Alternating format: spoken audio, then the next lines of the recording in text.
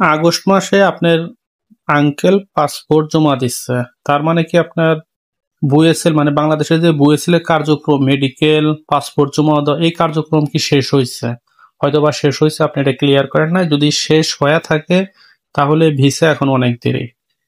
আপনি ভিসার আগে আরেকটা পেপার বের হয় এলডি, তারপরে হচ্ছে ভিসা। আগে এলডিটা বের করে আপনার আঙ্কেলের সাথে কন্ট্যাক্ট করেন, কথা বলেন, দেখেন তার এলডি বের হয়েছে কিনা। এলডি পিডিএফ কপিটা আগে দেখেন, তারপরে বুঝেন আগে পিডিএফ কপিটা অরিজিনাল কিনা।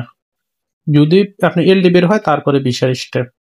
মেন হচ্ছে এলডি ব্রুনাইতে। আর দ্বিতীয় আর একটা ভাই বলতেছেন যে ভাই ব্রুনাইতে আসতে চাচ্ছে কোন কার মাধ্যমে আসলে ভালো হবে। এখন ব্রুনাইতে আসতে চাচ্ছেন কার মাধ্যমে ভালো হবে? ব্রুনাইতে তো লোকজন আসে বুয়েসেল এর মাধ্যমে, তারপরে বিভিন্ন রেফারেন্স থাকে হয়তোবা।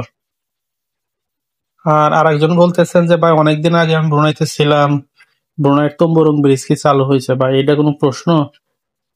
যাই হোক, যে কোনো ধরনের প্রশ্ন থাকলে করতে পারেন, মেসেঞ্জারে করেন, কমেন্ট সেকশনে করেন। আশা করি সব ধরনের প্রশ্ন যতটুকু জানি আমি আপনাদের উত্তর দেওয়ার জন্য চেষ্টা করব।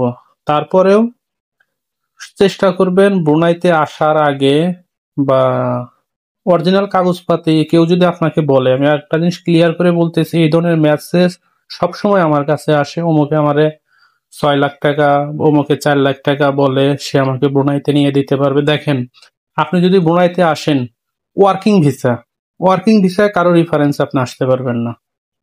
কারো রিফারেন্স যদিও আসতে পারেন, আমার কথা বলুন, কারো রিফারেন্সে আসতে হলে আপনাকে বুয়েসেল এর রিফারেন্স হয়ে আসতে হবে।